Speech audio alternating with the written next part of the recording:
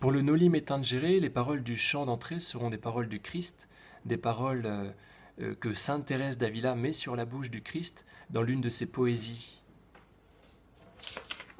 Ici acaso no supieres donde me hallarás a mí, no andes de aquí para allí, sino si hallarme quisieres, a mí buscarme has en ti. Parole que l'on peut traduire comme suit. Et si tu ne sais pas où me trouver, ne va pas de ci, de là. Si tu veux me trouver, cherche-moi à l'intérieur de toi.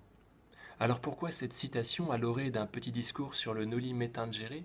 Eh bien parce que le Seigneur, s'il demande à Marie-Madeleine de ne pas le toucher, il lui montre encore comment et où le chercher. Alors ces paroles espagnoles ainsi que leur traduction, vous pourrez les trouver écrites en dessous du titre de la vidéo. Si acaso no supieras donde me hallarás a mí, no desde aquí para allí, sino si hallarme quisieras, a mí buscarme has en ti. Si acaso no supieras donde me hallarás a mí, no desde aquí para allí, sin si hallarme quisieras, a mí buscarme has en ti. Alors nous sommes au chapitre 20 de l'Évangile selon saint Jean. Le premier jour de la semaine, Marie-Madeleine se rend au tombeau de grand matin alors qu'il fait encore sombre. Elle voit que la pierre a été enlevée du tombeau. Elle court donc trouver Simon-Pierre et l'autre disciple, celui que Jésus aimait, et elle leur dit « On a enlevé le Seigneur de son tombeau et nous ne savons pas où on l'a mis. » Pierre partit donc avec l'autre disciple pour se rendre au tombeau. Ils couraient tous les deux ensemble, mais l'autre disciple courut plus vite que Pierre et arriva le premier au tombeau. Alors, vous voyez, il y a un aller-retour de Marie-Madeleine. Elle va au tombeau et puis elle va chercher les apôtres, et puis ensuite elle revient au tombeau, puisqu'elle est à nouveau présente au tombeau quelques versets plus loin. Et voilà que Pierre et le disciple bien-aimé courent de toute leur force, puisqu'ils ne s'attendent pas. Donc il y a une entrée en ébullition des membres du corps du Christ, et c'est tout à fait normal étant donné que ce corps est en train de ressusciter. Marie-Madeleine part, elle, alors qu'il fait encore sombre. Elle brave ainsi l'obscurité qui peut renvoyer dans l'Évangile selon saint Jean à la séparation d'avec le Christ, qui a dit dans cet Évangile « Je suis la lumière du monde ». Souvenez-vous de Judas. Quand il eut pris la bouchée, est-il dit de lui à la fin du récit du lavement des pieds?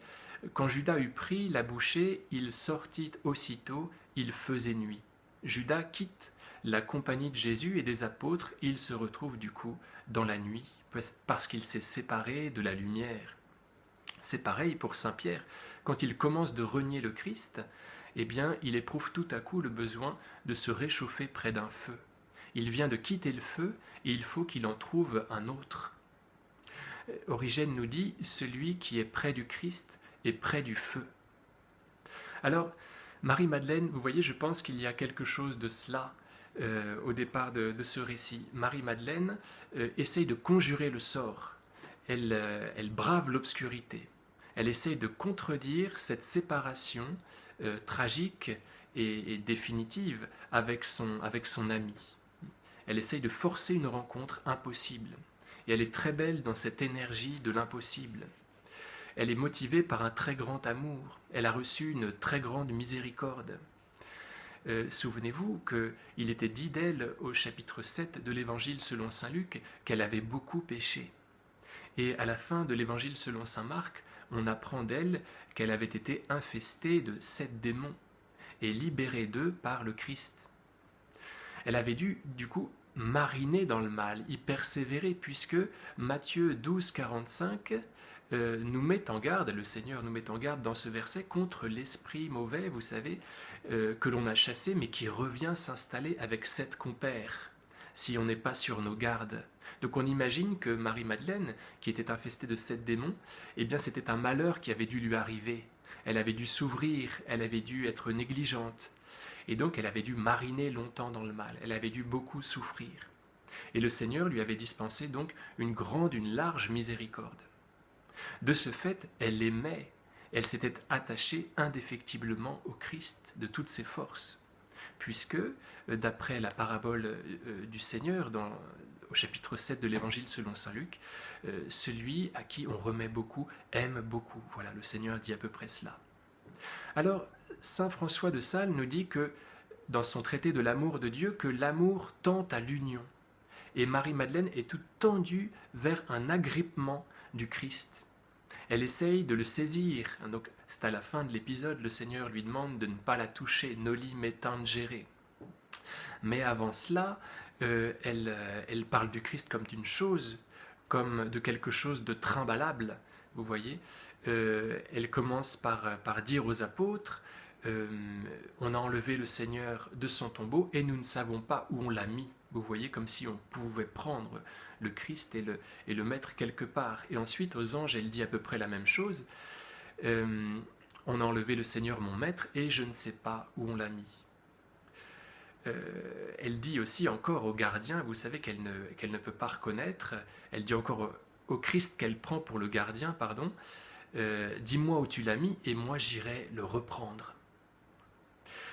Enfin, quand le Seigneur se fait reconnaître d'elle, elle lui dit Rabboni, ce qui veut dire non pas maître, comme nous le dit saint Jean, mais mon maître. La particule ni indique la possession. Donc elle essaye de prendre le Christ, qui lui dit, donc à la fin de tout cela, ne me saisis pas, ne me prends pas. Donc l'amour tend à l'union. Elle a été très fort miséricordiée et elle est très aimante et donc elle est toute à vouloir étreindre le Christ. Il est son tout et c'est tout à fait normal. Alors elle est complètement obnubilée, voilà ce qu'on peut dire encore et qui signifie l'ardeur. Quand les anges lui demandent pourquoi elle pleure, plutôt que de leur demander pourquoi ils sont brillants comme ça, eh bien elle leur explique la raison de son chagrin, à savoir que son aimé a disparu. Et puis, quand le Seigneur lui demande ce qui lui prend, pourquoi elle pleure, elle lui dit « Dis-moi où tu l'as mis et j'irai le reprendre », comme si il était évident pour le prétendu jardinier qu'il comprenne qu'elle parle du Seigneur. J'irai le reprendre. Elle ne précise rien. Donc vous voyez, elle est obnubilée, elle est toute tendue vers le Christ. Le Seigneur se fait reconnaître à elle en lui disant Rabboni, en lui disant Marie, pardon. Alors je vais vous lire, je vais vous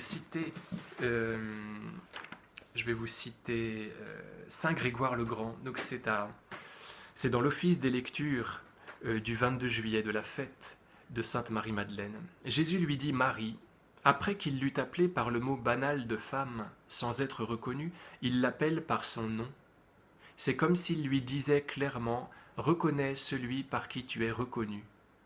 Je ne te connais pas en général comme les autres, je te connais d'une façon particulière. » Donc le bon pasteur connaît ses brebis, il les connaît par leur nom, et alors que Marie-Madeleine est appelée par son prénom, elle reconnaît son bon pasteur. Elle se convertit parce qu'elle est en présence, parce qu'elle reconnaît l'amour, tout simplement. Et alors elle essaye de le prendre. Et le Seigneur va l'empêcher de le faire. Il va lui dire « Noli me tangere, je ne suis pas encore monté vers le Père ». Et cette deuxième petite phrase « Je ne suis pas encore monté vers le Père » va nous expliquer le pourquoi de cette première interdiction, qui est étrange étant donné que le Seigneur s'est laissé toucher les pieds par cette femme à maintes reprises dans les évangiles. Donc on pourrait se demander pourquoi le Seigneur n'est plus d'accord avec ce toucher. Et ce qu'il ajoute après va nous éclairer. Je ne suis pas encore monté vers le Père. Dans l'Évangile selon saint Jean, au chapitre 15, au verset 26, donc à la toute fin du chapitre 15, le Seigneur dit cela, « Quand viendra le défenseur que je vous enverrai d'auprès du Père », voilà, il dit cela et puis il dit d'autres choses après, mais cela suffira à nous éclairer. « Quand viendra le défenseur que je vous enverrai d'auprès du Père. Quand le Seigneur dit « Je ne suis pas encore monté vers mon Père », il pourrait très bien signifier à Marie-Madeleine « Et donc tu n'as pas encore reçu le défenseur, tu n'as pas encore reçu l'Esprit Saint qui te fait t'adresser à moi, qui te fait me rencontrer par la foi. » Puisque, souvenez-vous, l'Esprit Saint, d'après saint Paul, d'après la lettre aux Romains, Romains 8, 15, puisque l'Esprit Saint nous fait nous adresser à notre Père du ciel en l'appelant Papa.